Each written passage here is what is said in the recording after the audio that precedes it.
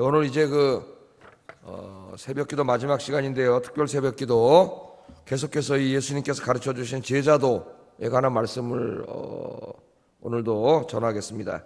예수님의 제자들은 돈의 권세로부터 벗어나야 합니다. 그런 주제로 말씀을 전하겠습니다.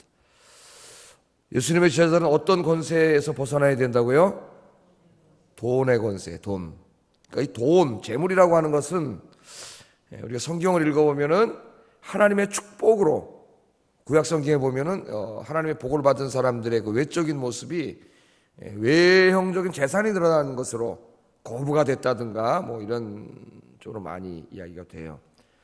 그러나 이 재물이라고 하는 것은 하나님이 주시는 우리에게 복이 될 수도 있지만은 그 재물 자체가 엄청난 영적인 권세를 가지고 있습니다.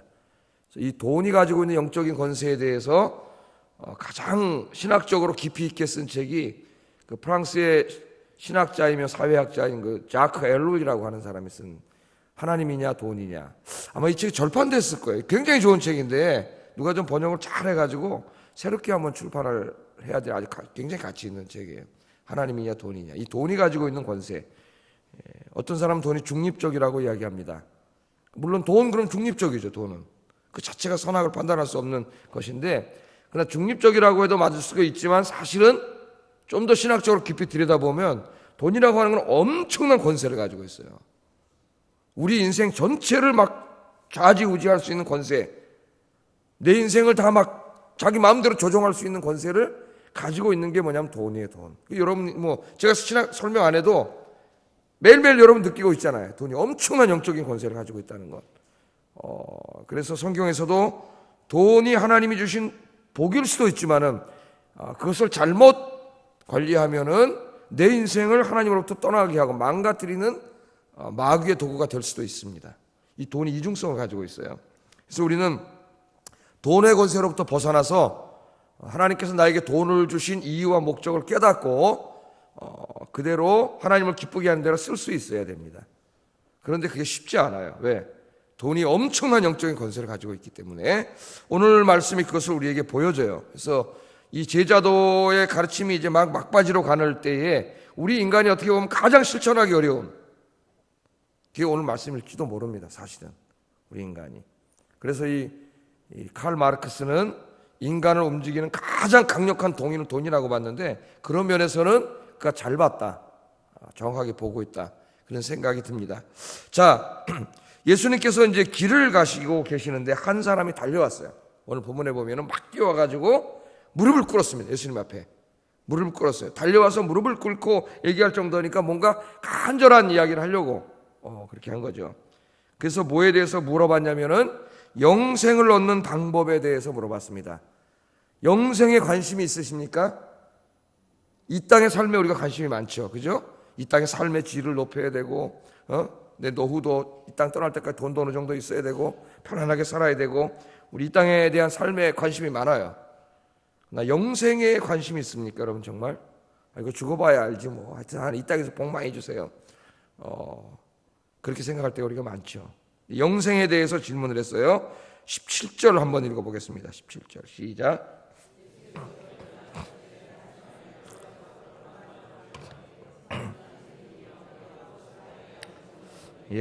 선한 선생님이여 내가 무엇을 하여야 영생을 얻으리까? 보면 무엇을 해야 내가 무엇을 해야 영생을 얻을 수 있습니까?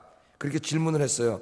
쉬운 질문인 것 같지만은 이 본문을 잘못 곡해하기가 쉽습니다. 말씀이 여기 마가복음에는 한 사람, 그냥 그 사람에 대해서 자세히 이야기하지 않습니다. 그냥 한 사람이라고 이야기하고 있는데 마태복음에는 그가 젊은이라고, 청년이라고 이야기해요. 청년. 마태복음 병행 구절을 읽으면, 그리고 누가복음 병행 구절을 읽으면 그가 유대의 관원이었다고 이야기합니다. 관원. 그럼 세 개를 합치면 어떤 사람이에요?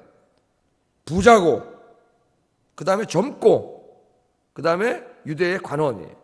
야, 여러분 삼박자를 다 갖춘 이 결혼 대상자 아닙니까? 젊고, 부자고, 또 이 사회적인 소셜 포지션도 상당히 출세한 사람이에요. 이 사람이 뭐가 부족했을까요? 다 가지고 있는데 지금 돈, 권력 뭐 다 가지고 있는데 외모까지 다 가지고 있는데 그런데 이 사람이 갖고 싶은 게 있어요. 갖고 싶은 게 그게 뭐냐면 영원한 생명이에요. 영원한 생명. 이거 어떻게 해야 얻죠?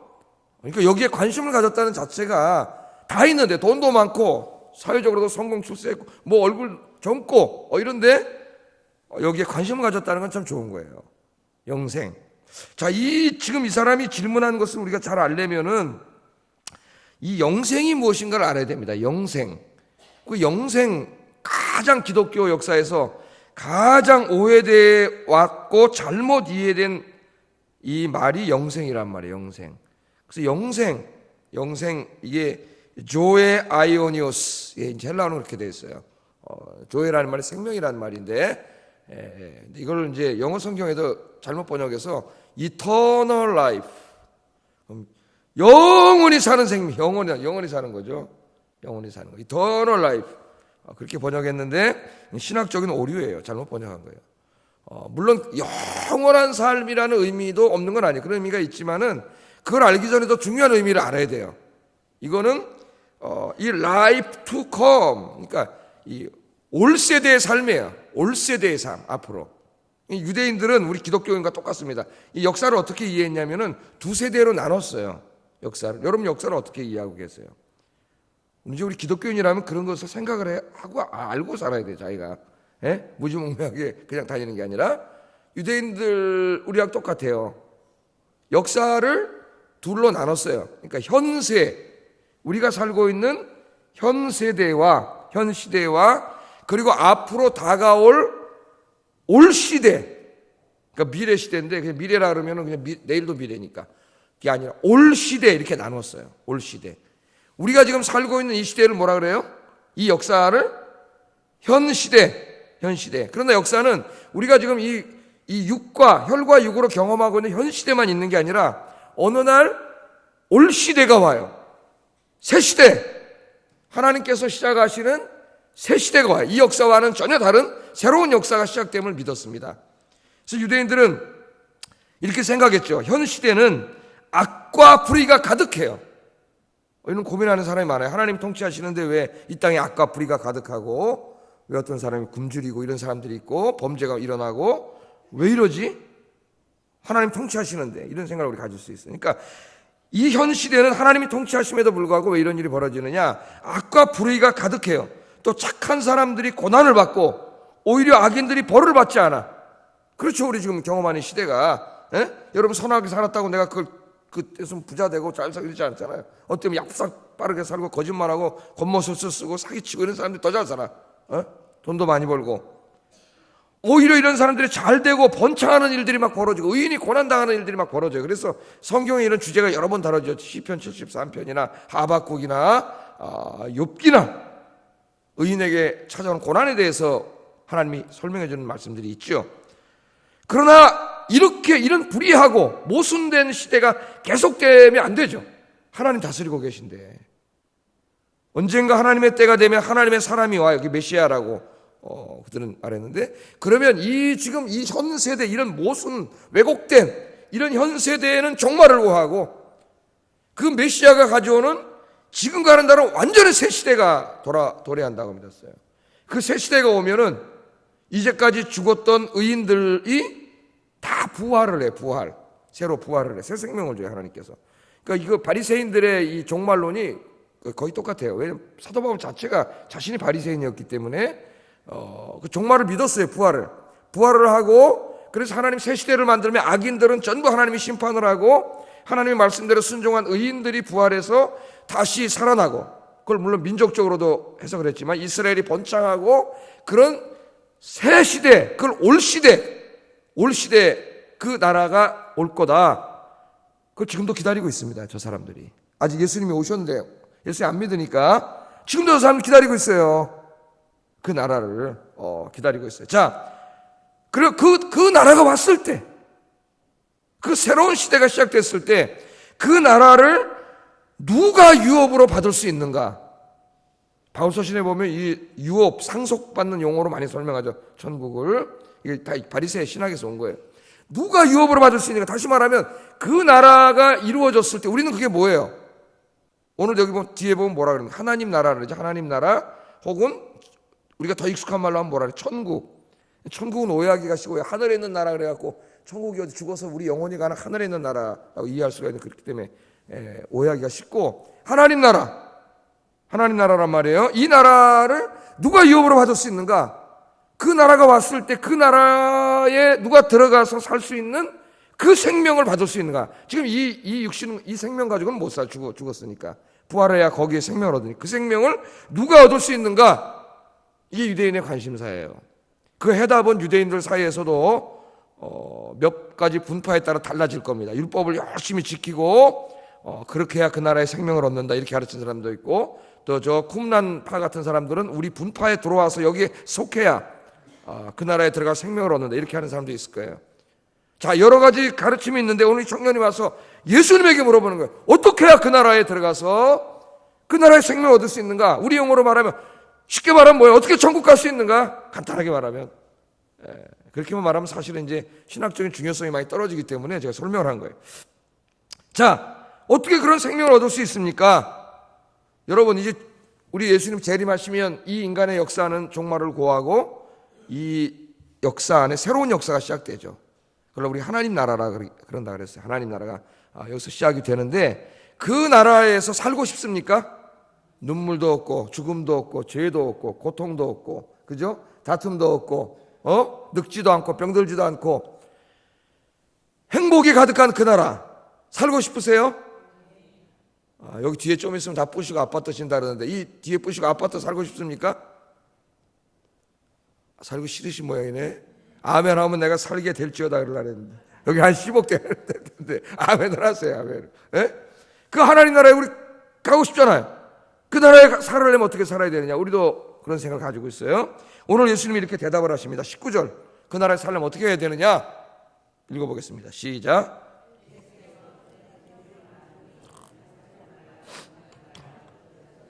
거짓 증언하지 말라, 속여 빼앗지 말라, 내 부모를 공경하라 하였느니라. 하나님 말씀에 십계명의 말씀들이죠. 십계명의 말씀 몇 개를 빼고 1계명에서 4계명까지 빼고 거의 다 들어가 있어요. 자, 예수님께서 그 나라에 들어가는 생명을 얻으려면, 그 영원한 생명, 영생이에요. 영원한 생명. 영원하다는 게 영원한 생명이 아니라 뭐라고요? 올 세대의 생명이라 그랬어요. 이 땅에 새로운 시대가 시작됐을 때 그 안에서 살 수 있는 그 생명, 그 생명이라 그랬습니다. 그 생명을 얻으려면 십계명을 지켜야 된다, 그 말이나 같아요. 지금 말씀들을 지켜야 된다, 그렇게 말합니다. 그런데 19절을 가만히 보면은 십계명 중에서 제일 중요한 계명들이 빠져 있어요. 1계명에서 3계명, 그죠? 어떤 계명이에요? 모든 우상을 버리고 오직 하나님 한 분만 경배하며 살아야 된다. 우리 에스겔서에서 지금 공부하고 있는 가장 중요한 이 계명이 빠져 있어요. 왜 이 제일 중요한 계명들을 빠뜨렸을까? 예수님이 이러한 의문점을 간직하고 계속 본문을 보겠습니다. 그런 의문점을 가지고 이제 계속 설교를 들으세요. 좀 이따 해답이 나와요. 자, 청년은 예수님의 말씀을 듣고 예수님께서 말씀하신 십계명의 말씀들은, 지금 예수님 말씀하신 19절의 말씀들, 살인하지 말라, 간음하지 말라, 도둑질하지 말라, 거짓 증언하지 말라, 속여 빼앗지 말라, 내 부모를 공경하라 하는 이 말씀들은 내가 어려서부터 다 지켰습니다. 야, 20절에 여러분, 돈도 많은데, 관원인데, 젊었는데, 잘생겼는지 모르겠지만 하여튼 삼박자를 갖췄는데 이 십계명 이 말씀 다 지켰다는 거예요. 얼마나 대단해요, 여러분. 여기 지금 우리가 지키지 못하는 게 얼마나 많은데, 다 지켰습니다. 그랬더니 예수님이 그 말씀을 듣고 그 청년을 사랑스러운 눈으로 보시면서, 그죠? 사랑스러운 눈으로 보시면서 21절에 이렇게 답을 해주셨습니다. 여러분, 이거 굉장히 중요한 말씀이에요. 잘 같이 읽어보겠습니다. 시작.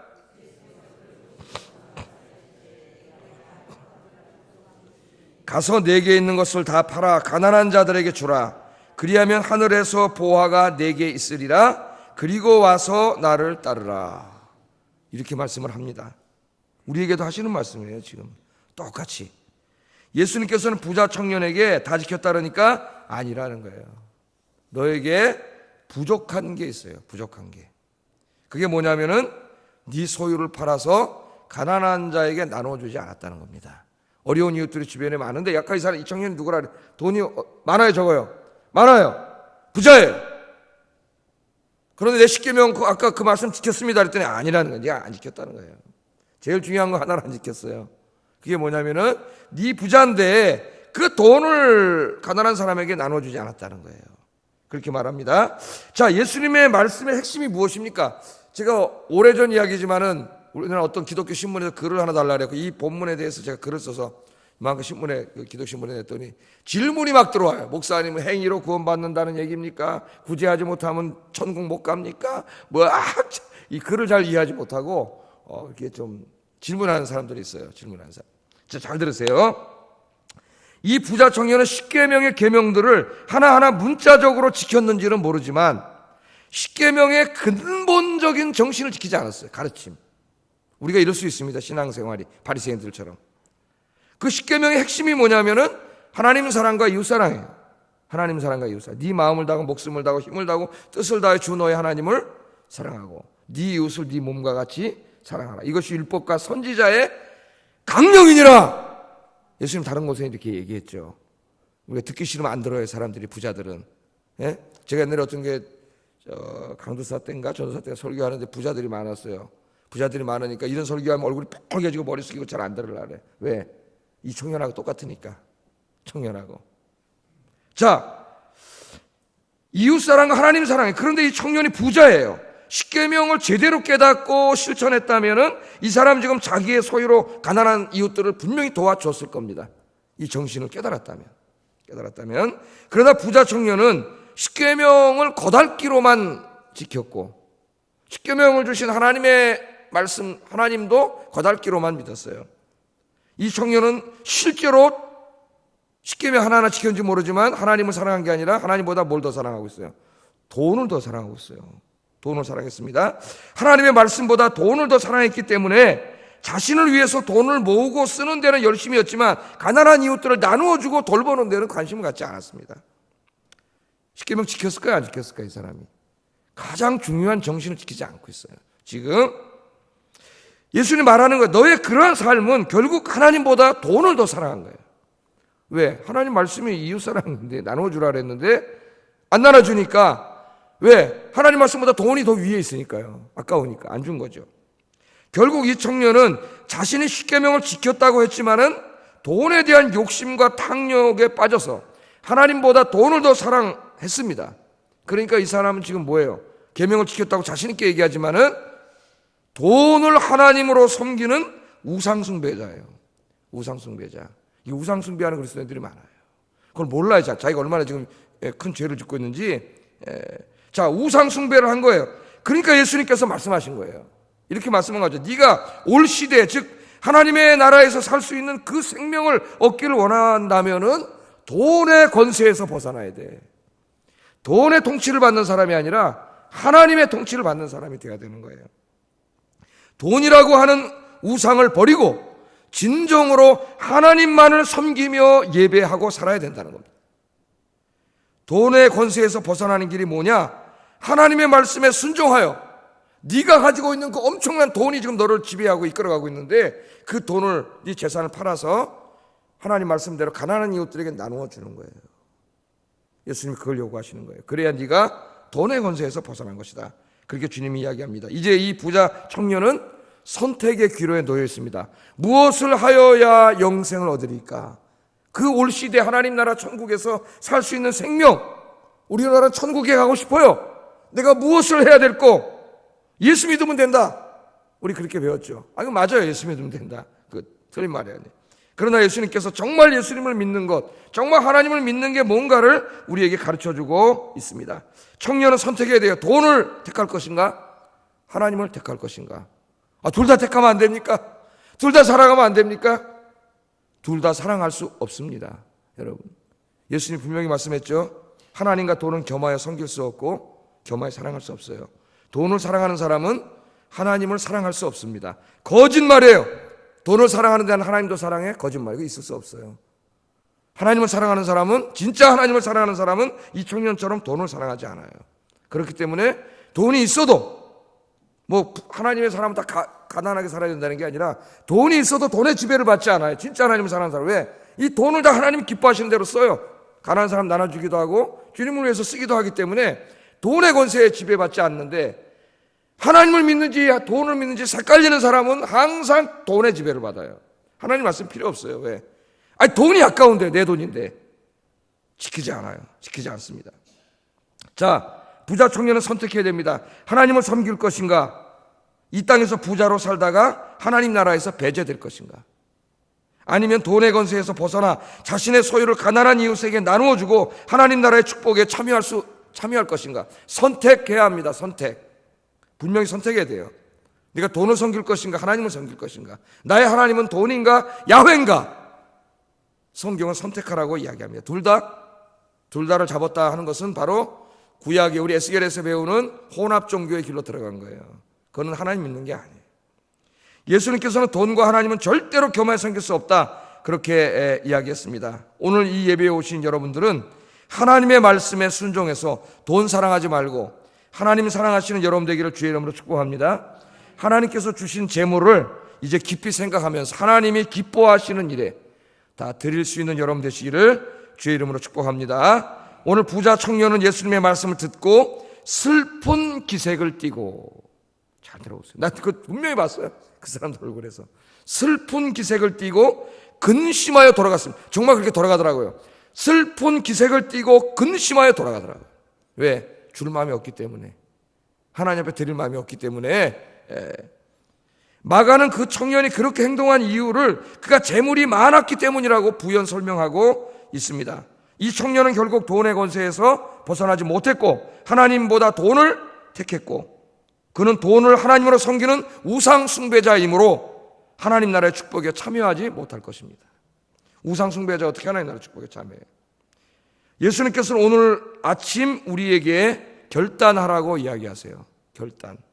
돈을 섬길 것인가, 하나님을 섬길 것인가 결단해야 합니다. 돈을 통해 역사하는 사탄의 권세에서 벗어나 하나님의 말씀에 순종하는 우리 아임교회들 되시기를 주의 이름으로 축복합니다. 자, 예수님께서는 부자 청년이 돌아갔어요. 근심하고 슬퍼서 영생을 포기했어요. 잠깐 이 땅에 살 때 그 욕심 아까워서 그거 다 자기 혼자 움켜쥐고 살려고 영원한 나라의 축복을 포기한 어리석은 선택을 해버렸습니다. 그렇게 돌아가니까 제자들을 둘러보시면서, 예수님이 제자들 이렇게 둘러보시면서, 오늘 제가 이 설교를 하고 여러분을 둘러보는 거죠. 이렇게 변했나, 어디를 선택할 것인가, 지금 선택해야 되는데 오늘 기도하세요. 여러분, 저 선택하세요. 영원한 나라를 선택할 것인지, 이 땅에 그냥 내가 혼자 움켜잡고 살다가 그냥 지옥 갈 건지 선택하라는 거예요.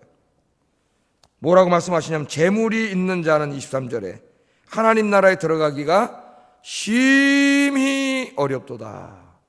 여러분, 이런 말씀을 그냥 지나가면 안 돼요. 이게 돈 있는 사람은 안 들으려고 막 귀를 막 이렇게는 안 막겠지만은 막 힘들어. 왜? 지금 돈 아깝잖아 이거 지금. 그럼 청년이 되는 거예요. 영생을 포기하고 가는 거예요.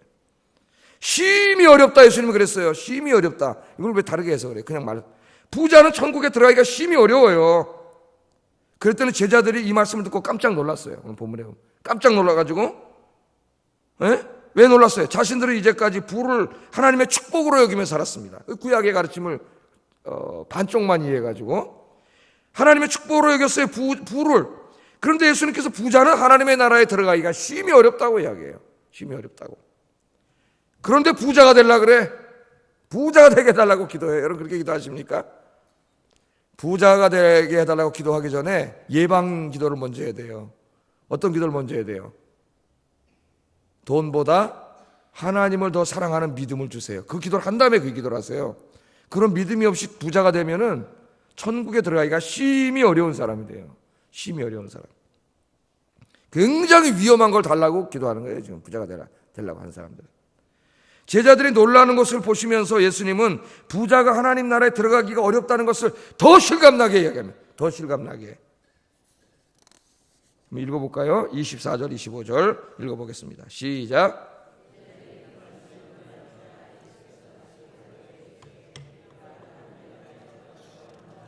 낙타가 바늘귀로 들어가는 것이 부자가 하나님 나라에 들어가는 것보다 쉬우니라. 부자가 천국에 가기가 얼마나 어려우냐면 낙타가 바늘구멍으로 들어가는 게 더 쉽대요. 부자가 천국 가는 것보다. 낙타가 바늘구멍으로 들어갈 수 있나요? 그러니까 어떤 신학자는 이거 이상하다 그래가지고 무슨 바늘구멍이 진짜 바늘구멍이 아니라 예루살렘 어디 가면 바늘구멍 같으면 조그만 이렇게 낙타가 간신히 들어가는 무슨 문이 있는데 그렇게 쓴 주석이 있는데 완전 새빨간 거짓말이에요. 이거. 그런 거 없어요. 그런 게 어디 있어요? 진짜 그 낙타가 바늘구멍으로 못 들어가는 것만큼 부자가 가기가 그만큼 어렵다는 거예요. 못 들어간다는 거예요. 그러니까 제자들이 예수님 말씀을 듣고 더 놀라잖아요. 지금 더 놀라고 그대로 웅성거리기 시작했습니다. 그럼 도대체 누가 구원을 받을 수 있겠는가? 당연히 이렇게 질문하겠죠. 여러분도 지금 누가 구원을 받을 수 있습니까? 그러면 도대체 그랬더니 희망적인 말씀을 하시네요. 우리 예수님이 27절 읽어보겠습니다. 시작. 사람으로는 할 수 없으되 하나님으로는 그렇지 아니하니 하나님으로는 다 하실 수 있느니라. 아멘. 무슨 말씀이에요? 부자는 하나님의 나라에 들어가기가 거의 불가능해요. 진짜로. 왜냐하면 그 스스로의 힘으로는 이 부자 청년처럼 돈의 권세에서 벗어날 수 없습니다. 인간의 힘으로는. 이 돈의 권세라는 것은 다시 말하면 돈 배후에 있는 강력한 사탄의 권세예요. 사탄의 권세. 인간 스스로의 힘으로는 이 돈을 통해 역사하는 사탄의 권세로부터 벗어날 수 없기 때문에 부자는 하나님 나라에 들어갈 수 없어요. 낙타가 어떻게 바늘구멍으로 들어가요? 못 들어가요. 불가능해. 거의 불가능해. 그러나 하나님은 하실 수 있어요. 하나님. 할렐루야. 그러니까 부자도 천국에 갈 수 있어요. 하나님께서 부자가 천국에 가는 길을 마련해 주셨어요. 그분이 누구예요? 바로 앞에 있는 예수 그리스도예요. 할렐루야. 예수 그리스도, 예수 믿으면 이 말입니다. 지금 예수 믿으면 돈의 권세로부터 해방될 힘을 하나님께서 주십니다. 할렐루야. 그냥 교회만 왔다 갔다 하는 게 아니라 진짜 예수님을 믿으면, 진짜 우리의 삶 속에 예수 그리스도를 믿으면 이 돈의 권세로부터 벗어날 수 있는 그걸 주세요. 그 능력을. 그 대표적인 사람이 삭개오예요. 삭개오. 여러분 누가복음에 보면 삭개오의 이야기와 부자 청년의 이야기가 같이 나란히 나와요. 누가복음에는 삭개오가 될 것인가 부자 청년이 될 것인가 선택하라고 나옵니다. 누가복음에 그렇게 누가복음 기록되어 있어요. 삭개오는 어떻게 했어요? 예수님을 만난 다음에 그 사람 세리장, 그러니까 그 지방의 국세청장입니다. 마태도 세리였지만 마태는 지방의 관리, 통행세 받는 말단 관리이고 이 삭개오는 우리나라로 말하면 국세청장이에요. 대단한 권력가예요. 돈도 엄청나게 많고 부당한 세금을 많이 걷었기 때문에 엄청나게 부자죠. 민족들에게는 따돌림을 당했지만 부자예요. 그런데 예수님을 만나고 자기가 잘못했다는 걸 알았어요. 그 예수님 만나고 어떻게 합니까? 이 삭개오가 어떻게 해요? 내 재산의 절반을 가난한 이웃들에게 주겠습니다. 잘 보세요, 여러분. 진정한 회개가 뭔지 우리 잘 알아야 돼요. 내 재산을 가난한 자들에게 주겠습니다. 그리고 내가 누구에게 세금을 부당하게 거둔 것이 있으면은 갑절로 다 어떻게 한다고요? 다 갚겠습니다. 아마 이거 문자적으로 다 실천하고 삭개오는 거지가 됐을 겁니다. 가난하게 됐을 거예요. 아마 다 갚았어요. 그렇게 하겠습니다. 그렇게 얘기를 했더니 예수님께서 삭개오를 보시고 누가복음 19장 9절에 이렇게 말씀을 하시는데요. 오늘 구원이, 잘 들으세요 여러분, 오늘 구원이 이 집에 이르렀느니라. 아멘. 그가 예수를 영접한 이후에 그 돈의 권세에 사로잡혀서 그 짓 한 거 아닙니까? 부당하게 돈 벌고 계속 돈이 최고인 줄 알고 돈이 하나님이었는데 예수님 만나니까 이게 다 사탄의 짓이었어요. 그래서 이것을 다 가난한 자들에게 나누어주고 손에 끼친 자 갑절로 다 물어줌으로써 이 삭개오는 그동안 자기를 지옥으로 끌고 갔던 사탄의 권세, 돈의 권세로부터 해방돼서 진정으로 하나님을 믿는 아브라함의 자손이 된 줄로 믿습니다. 예수님이 그걸 보고 오늘 구원이 이 집에 이르느니라. 우리는 믿음으로 구원받는다고는 믿음을 너무 아무렇지도 않게 생각해요. 믿음은 삶과 괴리된 게 아니에요. 오늘 구원이 이 집에 이르렀느니라. 이 사람도 이제 아브라함의 자손이 되었다. 그렇게 이야기합니다. 삭개오가 되겠습니까? 부자 청년이 되겠습니까? 여러분 오늘 심각하게 고민해야 돼요. 이제는 진짜로 선택해야 됩니다. 부자 청년처럼 돈 아까워서 내가 다 움켜쥐고 살다가 그 나라에서 배제될 것인가? 삭개오처럼 주님을 만난 다음에 돈의 권세로부터 해방돼 이걸 하나님 기뻐하시는 일에 다 나눌 것인가? 오늘 우리는 정말로 선택해야 합니다. 부자 청년은 근심해서 돌아갔어요. 슬퍼서 돌아갔어요. 그냥 나 지옥 갈랍니다. 이 땅에서 이 돈 갖고 나 혼자 쓰다가 지옥 가라는 건 돌아갔습니다. 여러분은 어떻게 하시겠어요? 베드로가 예수님의 말씀을 듣고 이렇게 말합니다. 28절에 보소서 우리가 모든 것을 다 버리고 주님을 따랐습니다. 모든 걸 다 버리고 주님을 따랐습니다. 그랬더니 예수님께서 오늘 이제 종합적으로 결론을 내려주세요. 베드로에게 이렇게 대답하셨어요. 30절 같이 한번 읽어보겠습니다. 시작. 29절부터 시작.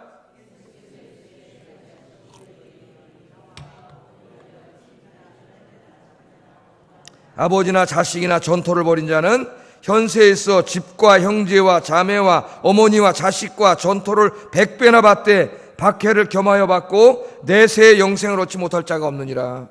베드로가 말하는 거죠. 예수님 그런 의미로 얘기하셨다면 우리는 다 주님께 드리고 직업도 다 버리고 지금 다 가정 다 놓고 예수님 따르고 있습니다. 그랬더니 예수님이 하신 말씀이에요.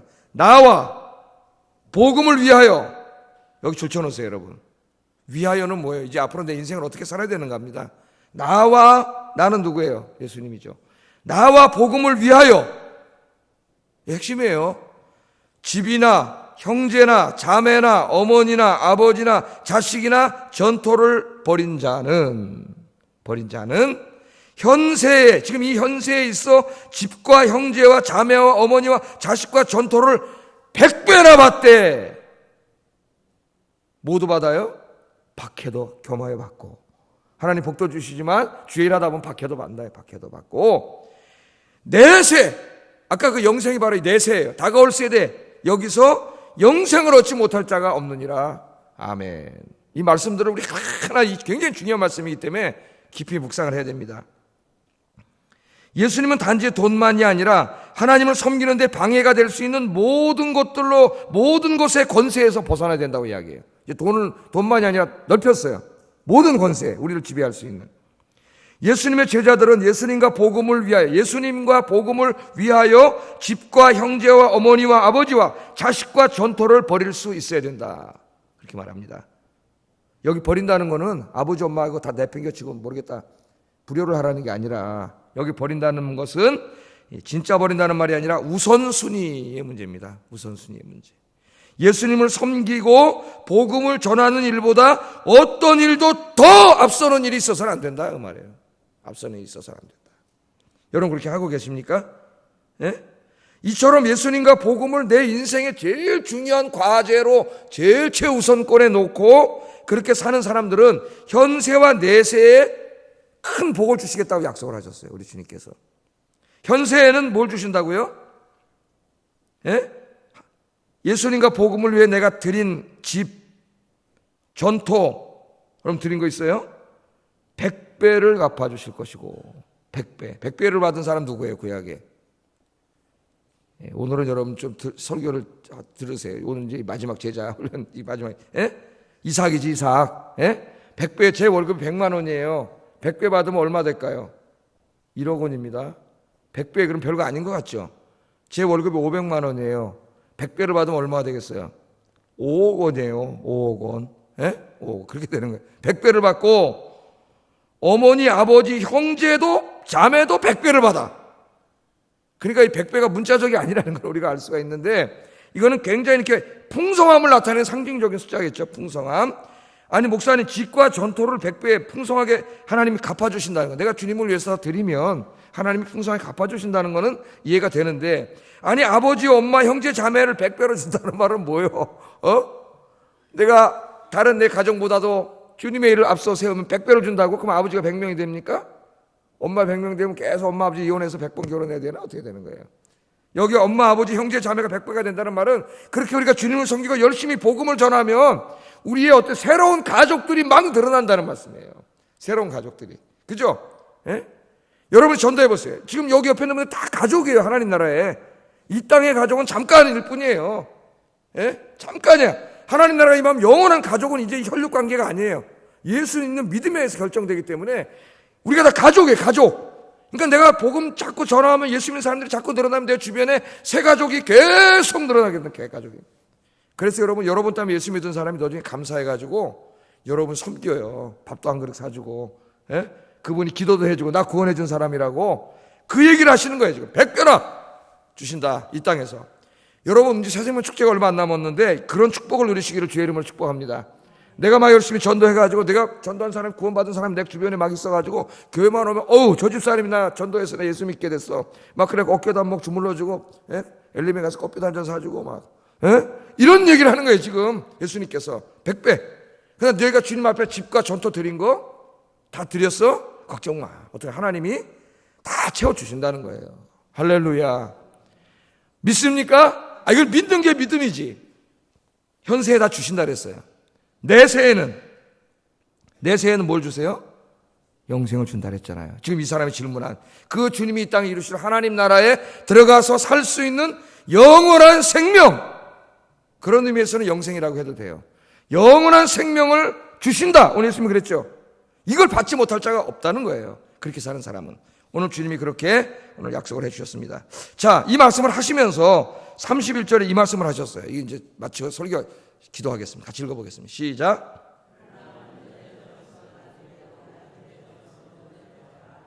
아멘. 그러나 여기 제자들에게 한 말입니다. 지금 제자들이 자기들이 제일 먼저 된 자라고, 으뜸된 자라고 지금 좀 있으면 또 싸워요. 쟤네가 으뜸이라고. 예수님이 뭐라 그래요? 먼저 된 자로서 나중되고 나중된 자로서 먼저 될 자가 많다래요. 이 예수님의 설교를 듣고 너희들보다도 이 말씀을 아멘으로 받고 삭개오처럼 정말 말씀에 순종해서 돈의 권세로부터 벗어나 주님과 복음을 위해 열심히 일하는 사람들이 막 나타날 텐데 그 사람들이 너희보다 앞서는 일이 벌어지지 않도록 주의하라는 거예요. 여러분, 먼저 된 자가 먼저 돼야 돼요? 나중된 자가 먼저 돼야 돼요? 먼저 된 자가 먼저 되는 게 정상적인 겁니다. 내가 먼저 예수 믿었는데 나보다 나중에 예수 믿은 사람이 나보다 이 말씀을 더 깨닫고 주님 말씀대로 살아가면 부끄럽고 수치스러운 일이에요. 부끄럽고 수치스러운 일. 우리 예수님이 그런 일을 당하지 말라는 겁니다. 그런 일을 당하지 말라. 그래서 여러분, 오늘 말씀을 들은 여러분들은 이 말씀을 아멘으로 받고 이제 돈의 권세로부터 벗어나고 돈을 우상으로 섬기는 거 다 때려 부숴버리고 돈보다 하나님 더 사랑하고 하나님을 섬기고 주님이 주신 것들을 주님과 복음을 위해 다 드릴 수 있는 여러분 되기를 주의 이름으로 축복합니다. 기도하겠습니다.